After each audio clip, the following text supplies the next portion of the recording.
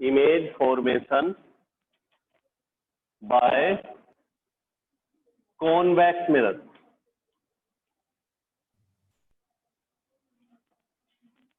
ये वाला टॉपिक आज हमारा चलेगा। तो हमने कल कितनी पोजीशन में इमेज को बनाया था? 6। Very good. आज तो बच्चे होशियार हो गए, सभी जवाब दे रहे हैं। तो कितनी पोजीशन में? 6 पोजीशन में इमेज को बनाया था। आज हम कितनी पोजीशन में बनाएंगे? 2 पोजीशन। अच्छा, ऐसा क्या रीजन है कि कल 6 में, कॉनकेव से तो 6 में बनाया और कॉन्वेक्स से केवल 2 में ही बनेगा? तो वो देखते हैं रीजन क्या रहता है साकिब। इधर, अरे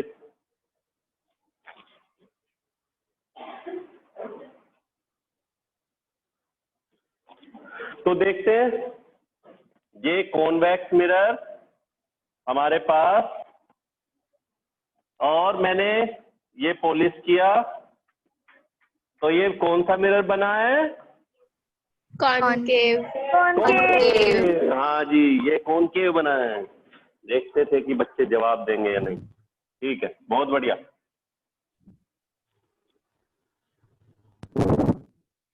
तो हमने क्या करना है? ये वाला, शाबाश, जवाब दिया। तो ये बना है कॉन्वेक्स मिरर। अभी हमने क्या किया? प्रिंसिपल एक्सिस को ड्रॉ किया। ये focus and this is centre of curvature. अब यहाँ पे सपोज देखो, ऑब्जेक्ट कहाँ हो सकती है? या तो इंफिनिटी पर, या इंफिनिटी और पोल के बीच में। इसमें 2 ही पोजीशन में मिल सकती है, और उसका रीजन क्या है वो देखेंगे, वो भी समझ आ जाएगा। मान के चलते हैं कोई ऑब्जेक्ट इंफिनिटी पर है, इस तरह से। अब इस तरह से, when the all the coming rays parallel to the principal axis are reflected, after reflection they seems to come from the focus, है ना? तो ये सब की सब ऐसे लगती है कि जैसे कहां से होके आती हैं? फोकस से आती है ना? तो मैंने तुम्हें ये बोला था कि जब जहां पे रे एक दूसरे को कट करते हुए दिखाई देती हैं, रियल में या वर्चुअल वे में, इमेजिन होता है, तो वहीं पर हमारी क्या होती है? इमेज फॉर्म होती है। तो ये सब की सब पैरेलल आती है, लेकिन रिफ्लेक्ट करके कहाँ पे से लग रहा है? कहाँ से आती है? फोकस से। तो इमेज कहाँ पे बन रही है? फोकस पर। अब ये देखो, फोकस पर बनती है, ठीक है? यहाँ हमें क्या फील होता है कि जैसे फोकस पे बनती है। साइज कैसा है? डिमिनिश्ड, है ना? और कैसा होगा इसमें? डिमिनिश्ड। मैंने बोला कि जो डिमिनिश्ड होगा, और जहां पे हम एरो लगा, थोड़ा डॉटेड लाइन से रिप्रेजेंट करते हैं, वहां पे इमेज कैसी होती है? साइज कैसा है यहाँ पे? डिमिनिश्ड, है ना? हाँ जी। और लेकिन इसकी जो नेचर होगी, कल भी 3 बातें बोली थी। पोजीशन, पहला क्या है? Position. Behind the mirror. Position क्या होगी? Behind the mirror. हाँ जी, behind the mirror, behind the mirror at focus. चलो, अच्छा है। सेकंड, नेचर कैसी होगी? Virtual and direct. Virtual and erect, है ना? ये बोल चुका हूं, जब डॉटेड होता है तो वर्चुअल और इरेक्ट। वर्चुअल के साथ हमेशा इरेक्ट ही आएगा। इरेक्ट का मतलब सीधी। Virtual and erect. तीसरी पोजीशन हो गया, नेचर हो चुकी। और क्या बचता है? साइज बचेगा। तो साइज कैसा होगा? स्मॉल या वेरी डिमिनिश्ड, है ना?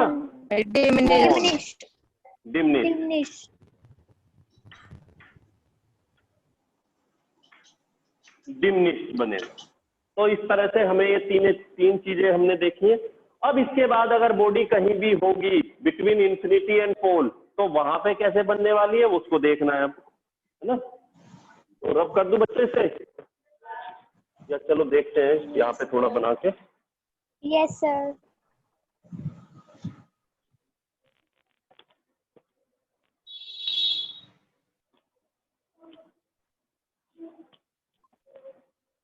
इसमें एक चीज तुम्हें हमेशा रहेगी, पोजीशन इसमें हमेशा पीछे ही बनती है।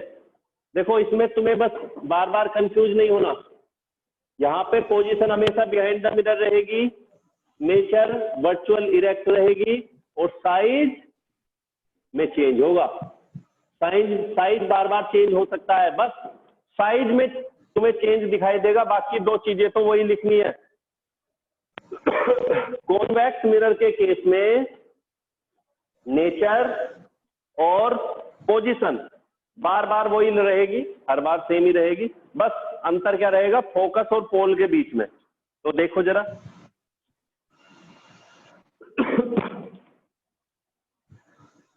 ये कॉन्वेक्स मिरर, यहां से प्रिंसिपल एक्सिस, अब मैंने ऑब्जेक्ट को यहां पे लिया है, यहां से सपोज कहीं पर इंफिनिटी है और ये पोल। तो हमने क्या किया कि जब ऑब्जेक्ट को लेते हैं, ऑब्जेक्ट इस वे में, और यहां से एक रे कैसी चलती है, पैरेलल, है ना। After reflection seems to come from the focus, ये ऐसे लगेगा फोकस से आती है, और we will take another ray from the head of the object which goes towards the center of curvature। यहां पर ये किसकी तरफ जाती है, सेंटर ऑफ कर्वेचर। तो मैंने बोला जहां पर दोनों कट करती हैं एक दूसरे को, at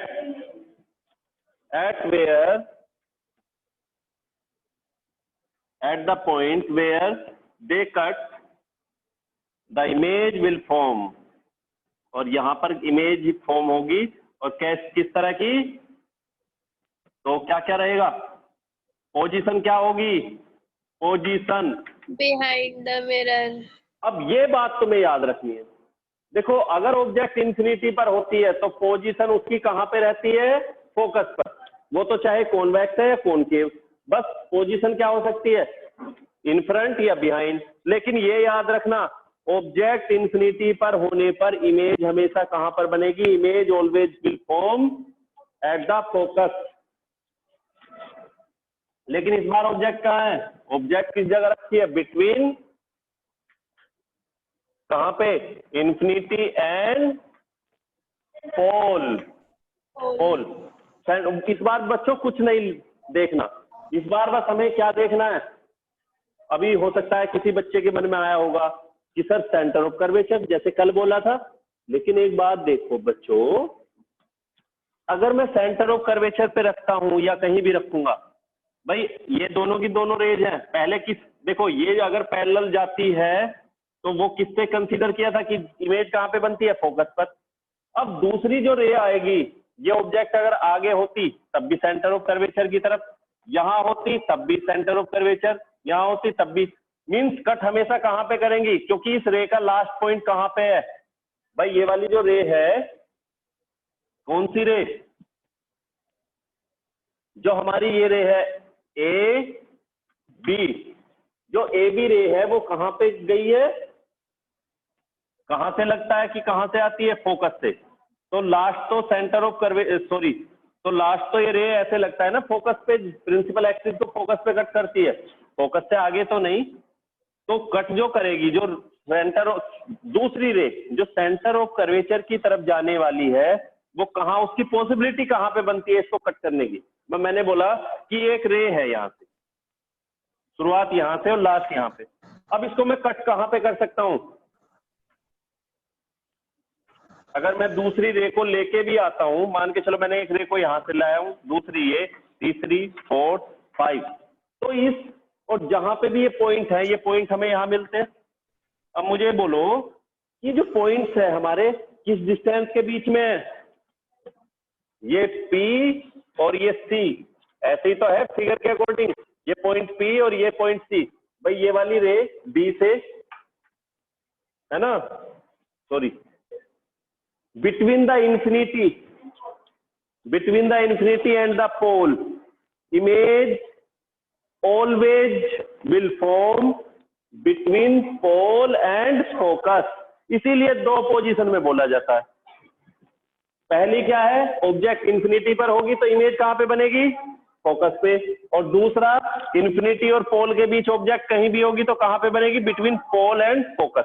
वो क्यों बनेगी अभी बताया है कि ये रे है तो इस रे का लास्ट ये, स्टार्टिंग ये। अब आप इसको किसी भी दूसरी कितनी भी रे से कट करो, हमेशा डिस्टेंस किन दो पॉइंट के बीच कट करोगे, इसके और इसके। तो जहां पे कट करती है दोनों रे, वहीं पे हमने क्या बोला है कि इसका हेड यहां दिखाई देगा, ये हेड हमें कहां दिखाई देता है, इस जगह। समझ आ गया?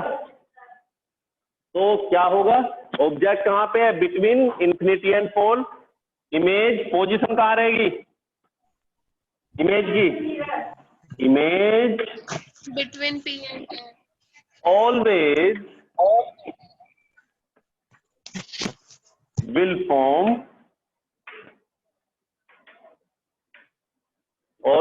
form between pole and focus, हमेशा इन दोनों के बीच रहेगी। दूसरा क्या आती है, नेचर। नेचर हमेशा एक ही रहेगी, ये तो तुम याद कर लो।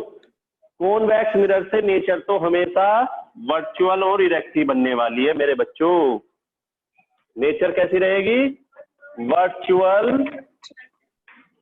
And erect. और थर्ड पॉइंट बचता है क्या, साइज। साइज कैसा होगा, साइज हमेशा छोटा ही रहेगा, ये याद रखना। साइज ऑब्जेक्ट कहीं भी रहेगी, साइज हर बार छोटा ही रहेगा। क्यों रहेगा, क्योंकि कट करेंगी भाई, ये दूसरी रे सीधी तो यहीं पे है, लेकिन हमने तो ये देखना है इमेज तो इधर बनती है, तो हमेशा नीचे छोटी होती जाएगी। सबसे छोटी कब बनती है, जब वो फोकस पे बनती है। फोकस से पोल की तरफ चलेंगे तो इमेज कैसी होगी, उसका साइज बड़ा होता जाएगा, गोज इंक्रीजिंग, है ना। when we move towards the pole from the focus, the size of the image goes on increasing, हमेशा बढ़ता रहेगा। तो साइज हमेशा कैसा रहेगा, स्मॉलर देन ऑब्जेक्ट साइज। अगर ये बात सबको समझ आ गई तो फिर तो बहुत अच्छा है बच्चों।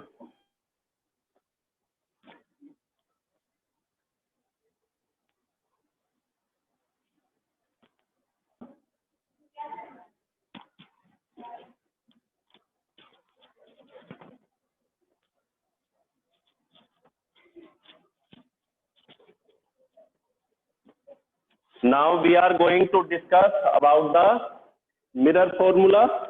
और मिरर फॉर्मूला क्या है हमारा, देखो किस तरह से मिरर फॉर्मूला किस तरह से होगा कि मान के चलें,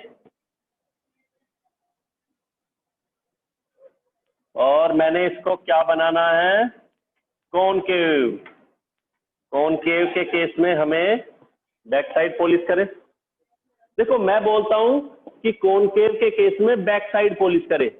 बैक साइड तो दोनों की हो सकती है, अगर मैं इस साइड करता तब ये बैक साइड हो जाती है, तो बल्ज सरफेस पर पॉलिश करें, है ना।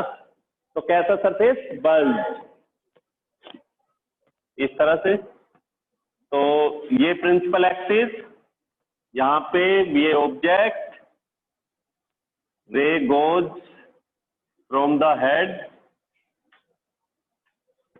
And passes through the focus, another रे। अच्छा इस बार देखो मैं कितने रूल यूज करता हूं बच्चों, देखो मैं इमेज बनाने के लिए इस बार चारों रूल यूज करूंगा, और वो चारों रूल के अकॉर्डिंग जब रे हमारी जाएगी, हाँ एक रूल गड़बड़ करेगा, सेंटर ऑफ कर्वेचर वाला, क्योंकि उसकी पॉसिबिलिटी थोड़ी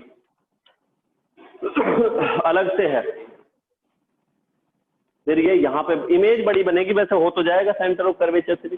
तो 3 रूल को लेके चलो करते हैं नोट में, क्योंकि बड़ा डायग्राम बहुत बड़ा हो जाएगा फिर। तो सेंटर ऑफ कर्वेचर वाला मैं नहीं लूंगा, बाकी 3 को यूज करके बनाएंगे। तो देखो दूसरी कौन सी होगी, फर्स्ट पैरेलल थी पास किससे करती है? फोकस से। दूसरी पासिंग थ्रू द फोकस, और ये यहां से चली जाती है।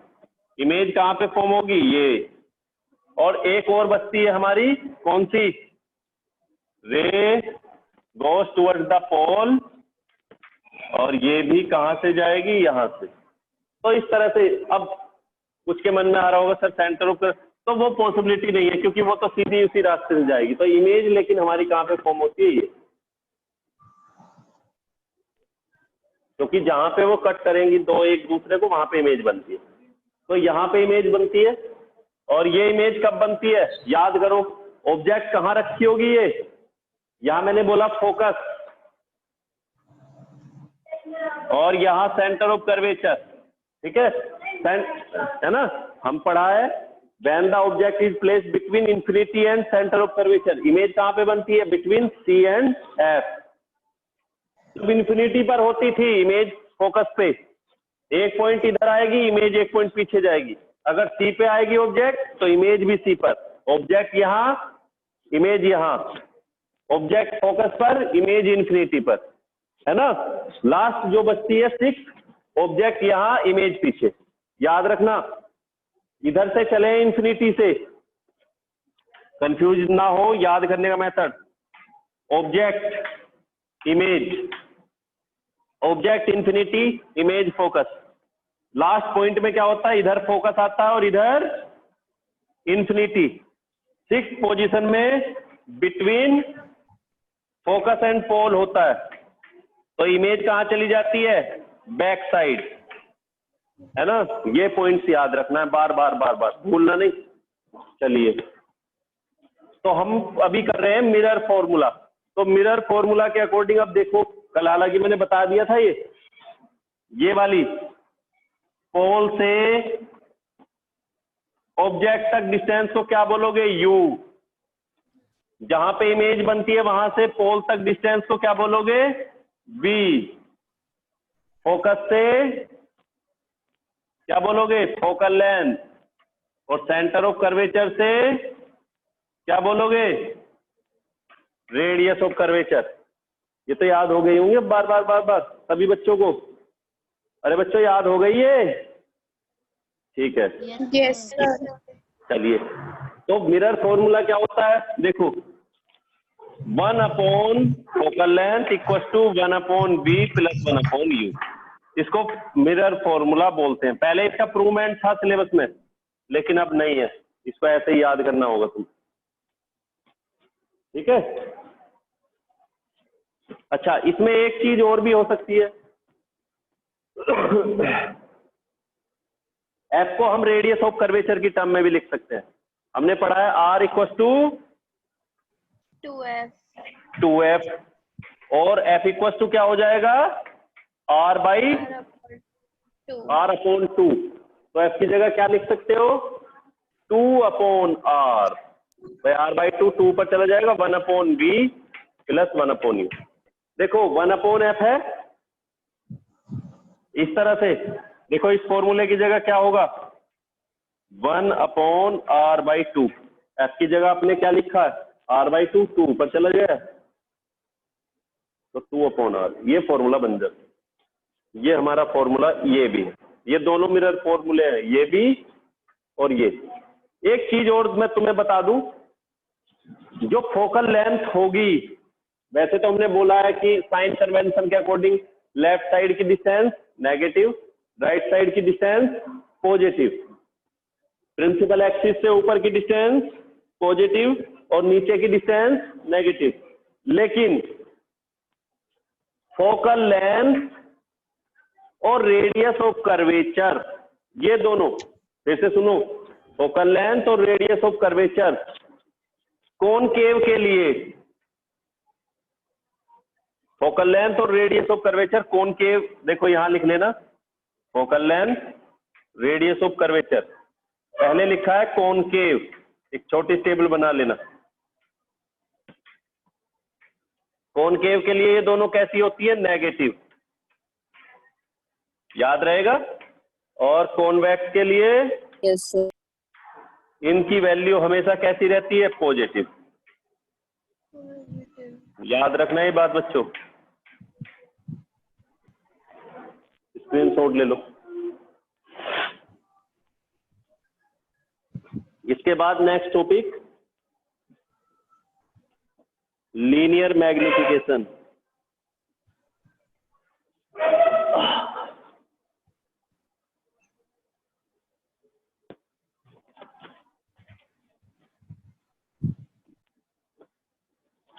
फिर से देखो, लीनियर मैग्निफिकेशन क्या है? Size of the image mirror से बनता है, ऑब्जेक्ट का साइज होगा, तो इन दोनों का जो रेशो होगा, या हम कहें इमेज के साइज की जब हम उसकी ऑब्जेक्ट के साइज से कंपेयर करते हैं तो उसको बोला जाता है कितना मैग्नीफाइड बनता है, वो मैग्निफिकेशन कितना है उसका, है ना। तो मैग्निफिकेशन के लिए क्या होगा? The ratio of size of the image to the size of the object, या दूसरा फॉर्मूला ये, और ये हमारा लीनियर मैग्निफिकेशन। इसके बाद नेक्स्ट टॉपिक है uses of mirror. Uses of mirror क्या है? हो गया, कर लिया। यूजेज ऑफ मिरर, तो कॉनकेव और कॉन्वेक्स दोनों के कितने यूज हैं वो देखते हैं। तो देखो, डेंटिस्ट जब कभी डेंटिस्ट के पास कोई पेशेंट जाते हैं तो डेंटिस्ट टीथ को देखने के लिए क्या यूज करते हैं? Concave mirror. क्यों? क्योंकि ये हमने देखा है कि जो बड़ी इमेज बनती है वो किससे बनती है? 6 पोजीशन में आपने पढ़ा था, किससे? कॉनकेव से। 2 पोजीशन में किससे पढ़ा है? कॉन्वेक्स से। तो कॉन्वेक्स तो देखो हमेशा ही छोटी बना रहा है, तो किसका यूज करेंगे? डेंटिस्ट किसका यूज करना चाहिए? डेंटिस्ट को कॉनकेव का, है ना। तो dentist use the concave mirror, है ना, for treatment of the patient. Treatment purpose के लिए वो इसका यूज करते हैं। क्यों? क्योंकि इससे दांत बड़े दिखाई देते हैं। दूसरा, जो बार्बर होते हैं, बार्बर भी किसको यूज करते हैं? Use the concave mirror. क्यों? ताकि हमारी बॉडी का साइज बड़ा दिखाई दे, है ना। या हम भी कॉनकेव मिरर का यूज करते हैं। वैसे प्लेन मिरर होता है ड्रेसिंग रूम में, लेकिन अगर कॉनकेव मिरर को यूज करेंगे तो उससे हमें, देखा होगा तुमने, अगर तुम्हें मिरर के सामने जाके अपने बॉडी का साइज थोड़ा बड़ा दिखाई दे, ऐसा जिम में या घर में भी होता है, ड्रेसिंग वाले में भी दिखाई दे होता है ये, तो वहां पर, या बार्बर भी, वहां पे सब किस मिरर को यूज करते हैं? कॉनकेव को। क्यों? क्योंकि इससे इमेज कैसी दिखाई देती है बॉडी की? बड़ी, और हमें लगता है, हम खुश हो जाते हैं कि देखो मेरी तो बॉडी बड़ी हो चुकी है। इसके बाद जो टॉर्च होती है, किस तरह से? देखो इस तरह,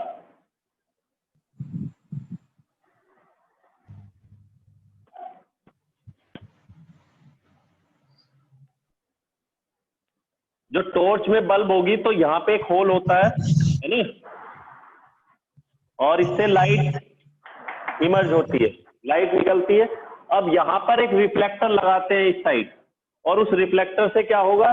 जो लाइट है वो हमारी किस तरह से अरेंज करते हैं इसको, तो हमने पढ़ा है कॉनकेव मिरर के केस में अगर ऑब्जेक्ट कहाँ पे होती है? At focus. When the object is placed at focus, तो इमेज कहाँ पे बनती है? इन्फिनिटी पर। या ये बोल सकते हो कि कॉनकेव मिरर के केस में अगर हमारी रे कहां से आती है? फोकस से, तो वो किस तरह से जाती है? पैरेलल हो जाती है। तो याद रखो, ट्रेन की जो लाइट होगी, सर्च लाइट समझते हो? तुमने देखा होगा, सर्च लाइट होती है मूवी में, है ना। मान के चलो कोई पर्सन है या कोई एनिमल्स है, और वहां पे ऊपर लगा के रखते हैं। तुमने देखा होगा मिलिट्री कैंप में एक बड़ा सा टावर होता है, उसके ऊपर 1-2 पर्सन होते हैं मिलिट्री मैन, और वहीं पर ये लाइट लगी होती है। तो वो रात को चेक करते हैं अंधेरे में कि लाइट ऐसे आती है और चारों तरफ देखती है कि कहीं पर कोई पर्सन तो नहीं है, कोई एनिमी तो नहीं है, दुश्मन तो नहीं है ना, कोई घुसने वाला तो नहीं है हमारे।